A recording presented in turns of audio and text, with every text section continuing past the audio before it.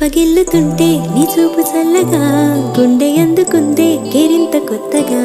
ఊరుకోమనంటే ఆగేది కాదుగా మది సరదా చెప్పలేక నీతో మనస్సు దాచగా రెక్కలొచ్చినట్టు వయస్సు కూలగా